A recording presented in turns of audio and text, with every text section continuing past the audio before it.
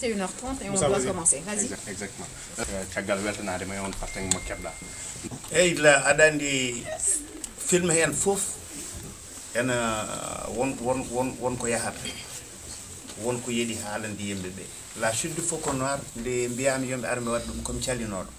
Parce que mbe gadda mi cinéma baado ni e pawni mi film o min tan goto avec mes be gandal gondan mi be.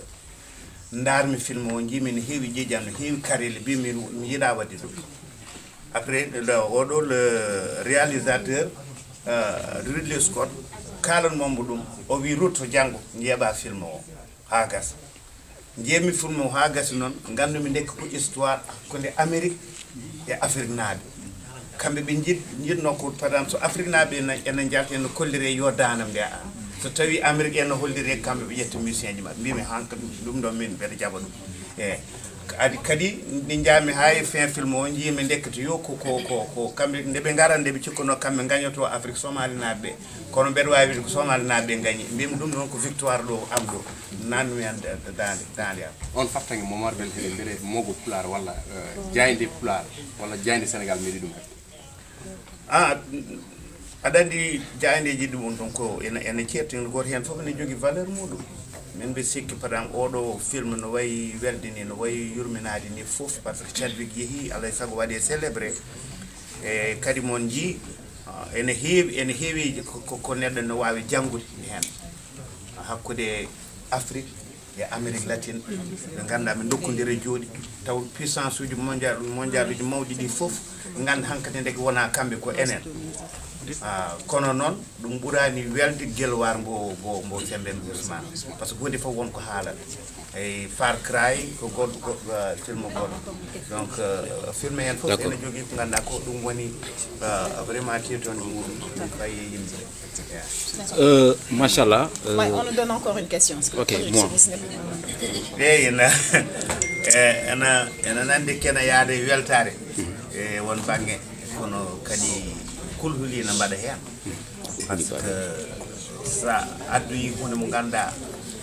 leydi ma malla leñol ma hewani dum yede malla anda holno fotiri adi yidi jomum yen yo nanto hen wona damal be mo ganda e so udditama kala baɗowo musique malla kala baɗowo mogol malla kala neɗɗo baɗowo réalisation ene wawi hen rewde waɗa hunde ganda ene wawi sarade nder aduna o foof addi yogo hen kulude est ce que yimɓe ɓe ne gandi holno fotiri surtout noon ndemen gayni un concert momin mbaɗanno Hollywood Bowl mine Massamba Diop chef Disney o ari o wi est ce que Baba Mal aɗa andi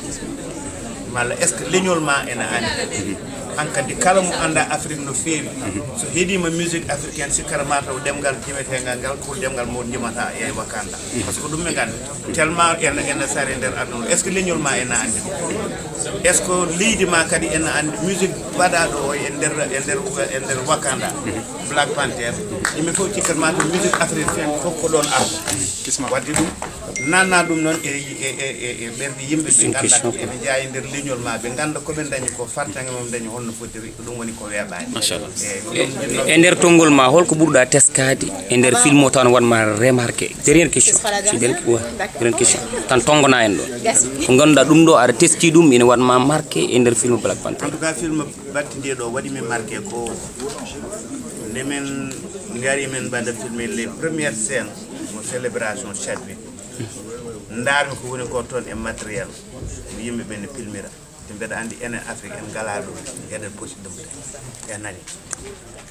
nduttima kadi ndar mi no foti yimbe tan ma ngon yimbe presque ujunere yimbe kambe fof e be bada organiser subaka à partir de 9h du matin à 6h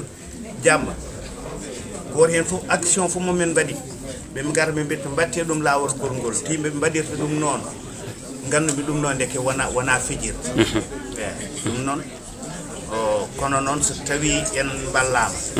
woni gouvernement ji meɗen sen ballam woni ministre uji de la culture uji meɗen sen ballam yimɓe wonɓe ɓe e cinéma et culture fof en ballam en paami tigi rigui eɗen jogui essentiel woni tarikaji ɗi eɗen jogui yimɓe waɗoɓe mugoji eɗen jogui kala ganda ko ɗum sinkata cinéma so tawi en ballam te eɗen mbawi wadde ko way ndano eɗen mbawi yaade en heddi noon ganden ɗum mais pour udda ɗum uddir ɗum le 18 holko wiyata yimɓe ɓe quoi au grand théâtre ko kamɓe jeeyi kamɓe mbaɗana d'accord ok merci beaucoup